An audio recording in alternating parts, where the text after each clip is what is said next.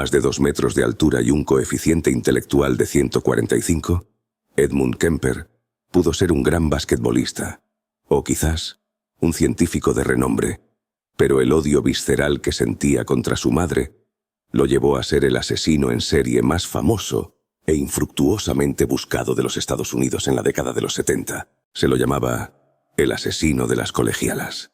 Y es posible que nunca lo descubrieran si él mismo no hubiese llamado por teléfono a la policía, después de matar y degollar a su madre en abril de 1973. Tras hacer la llamada se sentó en la puerta de su casa y esperó que vinieran a detenerlo. «Ya no tengo odio. Después de matarla a ella ya no tengo más ganas de matar», les dijo a los policías mientras lo trasladaban a la comisaría. Los uniformados no entendieron qué quiso decir. Pensaban que llevaban a un loco que en un ataque de ira había asesinado a su madre y a una amiga de esta que estaba en la casa por casualidad. No sabían que el hombre gordo y enorme que llevaban esposado en el asiento trasero del patrullero cargaba 10 con muertes sobre sus espaldas, perpetradas en 2 series de asesinatos bien diferenciadas, 6 jóvenes estudiantes universitarias y 4 miembros de su entorno más cercano. No lo supo nadie hasta que él mismo, sin recibir ninguna presión, los confesó. Edmund Emil Kemper XIII. Ed. Odiaba a su madre desde que tenía uso de razón, pero tuvo que matarla para darse cuenta de que ese odio era el verdadero motor de la compulsión interna que lo había llevado a cometer sus crímenes. Nacido el 18 de diciembre de 1948 en Burbank, California, Ed era hijo de Edmund Kemper II y Clarnell Stage, y tenía 2 hermanas menores. Sus padres se separaron cuando tenía 9 años, y se quedó viviendo con Clarnell, con quien la pasaba realmente mal. La mujer era alcohólica, y lo maltrataba. Lo trataba de imbécil e inútil, y cuando llegaba borracha, le pegaba. A Ed no le iba mal en la escuela. Era inteligente y buen alumno, aunque muy tímido. Había crecido rápido y mucho, pero su altura, a los 11 años, le llevaba 2 cabezas de ventaja al más alto de sus compañeros. En lugar de favorecerlo, lo transformó en un blanco constante de burlas, a las que no respondía. Esa ira contenida contra su madre y sus compañeros la canalizaba matando animales domésticos en su barrio. Capturaba perros y gatos, los torturaba hasta que morían, y después los diseccionaba para ver cómo eran adentro. Muchos años después, contaría a 2 agentes del FBI que una vez había enterrado vivo a un gato y lo desenterró a los pocos minutos para comprobar si todavía respiraba. Como el animal seguía vivo, lo degolló. A los 15 años medía 1,93 m y seguía siendo la víctima preferida de las burlas de sus compañeros. Sabían que si los enfrentaba los podía destrozar en una pelea. Pero Ed jamás reaccionaba. Bajaba la cabeza y volvía a su casa mascullando odio. Y allí se metía en otro infierno, donde era dueña y señora su madre. Por esos días le contó a una de sus hermanas que se había enamorado de una profesora, pero que sentía que solamente podría besarla si la mataba antes. Horrorizada, la chica le contó la historia a su madre. Clarnell reaccionó encerrando a Ed en el sótano de la casa por las noches. Temía que violara a sus propias hermanas. Ed se escapó y buscó refugio en la casa de su padre, en Los Ángeles. De chico Ed se llevaba bien con su padre, pero las cosas habían cambiado. El hombre tenía una nueva esposa, y con ellos vivía la hija de un matrimonio anterior de la mujer. Ed y la chica se llevaron mal desde el primer día, y pronto la convivencia se hizo insostenible. Edmund padre se sacó el problema de encima, mandando a Ed a vivir con sus abuelos paternos, en el campo. No fue la mejor solución. Allí, el chico se encontró envuelto en el mismo círculo de infierno familiar en el que había vivido su infancia. La abuela se burlaba de él y lo maltrataba, igual que su madre. El abuelo lo trataba bien, pero no lo defendía. Ed Kemper estalló por primera vez en su vida el 27 de agosto de 1964. Esa mañana su abuela lo maltrató en la cocina y, como siempre, Ed no reaccionó. Para alejarse de la situación, buscó una escopeta que su abuelo le había regalado la Navidad anterior y salió de la casa para ir a cazar al campo. Eso lo calmaba. Se había alejado unos metros cuando escuchó que su abuela volvía a gritarle desde una ventana. Le decía que volviera, que todavía no había terminado con él. Ed volvió, entró en la cocina y le disparó a la mujer por la espalda, en la cabeza. Se dio cuenta de que la había matado, pero ya no podía contenerse. Volvió a tirarle 2 veces más, ahora en la espalda, y después la acuchilló hasta agotarse. Envolvió la cabeza de la mujer con una toalla y arrastró el cadáver hasta el dormitorio. El abuelo volvió 20 minutos más tarde y Ed lo vio venir hacia la casa. Salió armado con la escopeta y le dijo al hombre que se iba a cazar. Sin sospechar nada, el abuelo siguió caminando hacia la casa. Entonces Ed le disparó por la espalda. Llevó el cadáver de su abuelo hasta el garaje y metódicamente limpió la sangre esparcida por la cocina. Recién entonces se dio cuenta de lo que había hecho y no tuvo mejor idea que llamar a Clarnell, su madre, para contarle. La mujer lo trató de idiota y le dijo que llamara a la policía. Ed obedeció y después de hacer la llamada se sentó a esperar en la escalera de la entrada de la casa. Tenía 15 años. En el interrogatorio dijo que había matado a la abuela para saber qué se sentía matando a alguien. ¿Y a tu abuelo?, le preguntaron. Para evitarle la tristeza, respondió. Ed era menor de edad y parecía trastornado. Le hicieron exámenes psicológicos y con un diagnóstico de esquizofrenia, que luego se vería que estaba errado. En lugar de meterlo en un correccional, la justicia ordenó internarlo para que lo trataran en el hospital psiquiátrico de Atascadero, en California. Sorprendido y seducido por el altísimo cociente intelectual que marcaba los test, uno de los psiquiatras de Atascadero pidió que se lo asignaran como paciente, y pronto, como parte del proceso de rehabilitación, lo tomó como asistente personal. Allí, Ed encontró una llave que le sería muy útil para lograr su libertad. Tuvo acceso a manuales de psiquiatría y a los protocolos de los médicos para evaluar a los pacientes, y los estudió. Con esa información sobre las pruebas, sabía cómo y qué responder cada vez que lo sometían a un examen. También, qué comportamiento debía tener. Se empezó a mostrar sociable, cordial con los médicos, los enfermeros y los otros pacientes, maravillado por los avances que mostraba. En diciembre de 1969, cuando Ed cumplió 18 años, su psiquiatra recomendó que le otorgaran la libertad condicional. Hubo colegas que se opusieron, pero como se trataba de su paciente, tuvo la última palabra. La condición era que viviera con un familiar, y Ed logró que su madre volviera a recibirlo en su casa, en la ciudad de Santa Cruz. Durante los 3 años que siguieron, se comportó como un ciudadano ejemplar. Soportó estoicamente el alcoholismo y los maltratos de Clarnell.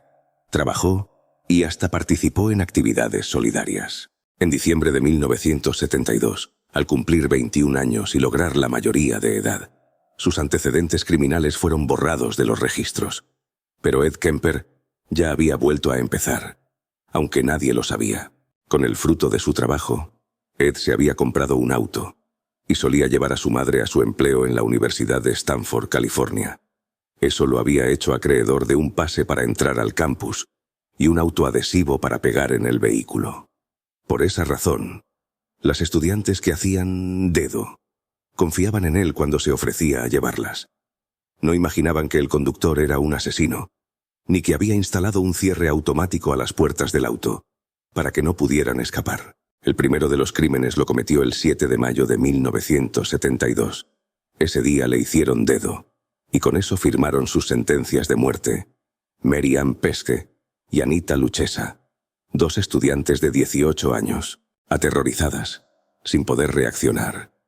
Las chicas vieron cómo el hombre corpulento y aparentemente bonachón, que se habían ofrecido a acercarlas al campus, no las llevaba a la universidad, sino que se metía en un bosque. Allí las hizo bajar, esposó a Mary Ann y metió a Anita en el baúl del auto. Primero estranguló a Mary Ann y después a Anita. Con las 2 chicas muertas en el baúl, Kemper se dirigió a su casa. En el trayecto lo detuvo un patrullero por circular con un foquito quemado. Impertérrito, Ed dejó que le hiciera la multa y le permitiera seguir su camino. Sabía que su madre no volvería hasta la noche. En la casa vacía, desnudó y fotografió a las chicas muertas en diferentes posiciones. Después violó los cadáveres y finalmente descuartizó los cuerpos en la bañera. Ya estaba oscuro cuando volvió a salir de la casa con los restos fragmentados y metidos en bolsas de basura. Los abandonó en medio del campo. Había nacido el asesino de las colegialas. Entre septiembre de 1972 y abril de 1973, Edmund Kemper violó y asesinó a otras 4 estudiantes. Aiko Kou, de 15 años, Cindy Schall, de 19, Rosalind Thorpe, de 23, y Alice Liu, de 21. Aiko Kou no iba a la universidad, sino que esperaba el ómnibus para ir a una clase de baile cuando, la tarde del 14 de septiembre, Kemper se ofreció a acercarla en su auto. La llevó al bosque, donde la violó antes de asfixiarla, y después cargó el cadáver en el baúl y lo llevó a su casa, donde lo sometió al mismo tratamiento que había perpetrado con las 2 víctimas anteriores. Volvió a la carga el 7 de enero de 1973, cuando Cindy Schall le hizo dedo. Esta vez, después de violar a su víctima, Kemper la mató con 2 tiros de pistola. Llevó el cadáver a su casa para repetir el mismo modus operandi, pero al llegar comprobó que su madre estaba demasiado borracha y no había ido a trabajar. Escondió el cuerpo en un armario y esperó al día siguiente para descuartizarla. Tiró las bolsas con los restos desde un acantilado, pero decidió guardar la cabeza de Cindy y la enterró en el jardín. El 5 de febrero volvió a cometer un doble crimen, en el mismo bosque y con igual método. Las mató a tiros, las llevó a su casa, las violó muertas, las descuartizó y desechó los restos en bolsas de basura. Para entonces, la policía ya buscaba desesperadamente al asesino de las colegialas, pero no tenía pistas. Ed Kemper era muy cuidadoso. Actuaba con sigilo, y cuando descuartizaba los cadáveres, retiraba las balas que había usado para que no se pudiera identificar el arma. Parecía que nunca iban a descubrirlo. La noche del 20 de abril de 1973, Ed Kemper dormía cuando su madre llegó después de una fiesta. La mujer estaba tan borracha que trastabillaba y volcaba objetos a su paso, haciendo ruido. Ed se despertó y fue a ver qué pasaba. Se quedó mirándola en silencio. ¿Vas a quedarte ahí toda la noche?, le gritó Clarnell. No, le respondió Ed, y se encerró en su dormitorio, pero se había ido para volver. Media hora más tarde se metió en el dormitorio de su madre armado con un cuchillo y un martillo. La mató a martillazos y después la decapitó en el cuchillo. Agarró la cabeza por los pelos y practicó sexo oral. Cuando se cansó, la puso sobre un estante y estuvo tirándole con dardos durante casi 1 hora. Después, metió el cuerpo y la cabeza en un armario. A medianoche se había bañado y cambiado la ropa ensangrentada. Tenía la intención de ir a tomar algo a un bar, pero en el camino encontró a Sally Hallett, de 59 años, la mejor amiga de Clarnell. Le dijo que su madre estaba por ver una película y la invitó a compartirla con ellos. La mujer no sospechó. La estranguló y también guardó el cadáver en un armario. Kemper contaría después que su primer reflejo fue escapar. Cargó el auto con todas las armas que tenía y manejó sin parar hasta Pueblo, en Colorado. Pensaba que en cualquier momento intentarían detenerlo y planeaba defenderse a los tiros. Entonces, escuchó en la radio una noticia que lo hizo cambiar de opinión. Las autoridades siguen sin tener pistas para atrapar al asesino de las colegialas. Sintió frustración porque nadie le prestaba atención. Si no se los decía, jamás lo sabrían. Manejó de regreso a su casa y desde allí llamó a la policía. Sentado en la puerta delantera, igual que cuando había dado aviso de la muerte de sus abuelos, se dio cuenta de que ya no tenía ganas de matar, que la ira se había apagado. Fue lo primero que les dijo a los policías que lo detuvieron. Si Ed Kemper quería fama, la obtuvo más allá de todas sus expectativas con la confesión de sus crímenes. No omitió ninguno y dio todos los detalles. En el juicio, realizado ese mismo año, pidió que lo condenaran a muerte, pero esa pena estaba suspendida desde el año anterior, en el estado de California. De modo que el tribunal le tiró por la cabeza 8 condenas de cadena perpetua, una por cada uno de sus crímenes, sin contar los de los abuelos. En la cárcel quiso suicidarse 2 veces, pero después de fallar decidió comportarse como lo había hecho en el pasado durante su internación en el hospital psiquiátrico.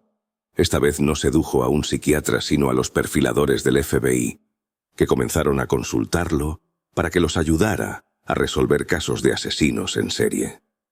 Ed Kemper colaboró con todo gusto. Sus sangrientas andanzas fueron contadas en 7 libros, con cuyos autores también colaboró, y sus trabajos como consultor del FBI dieron lugar a varios capítulos de la serie Mindhunter.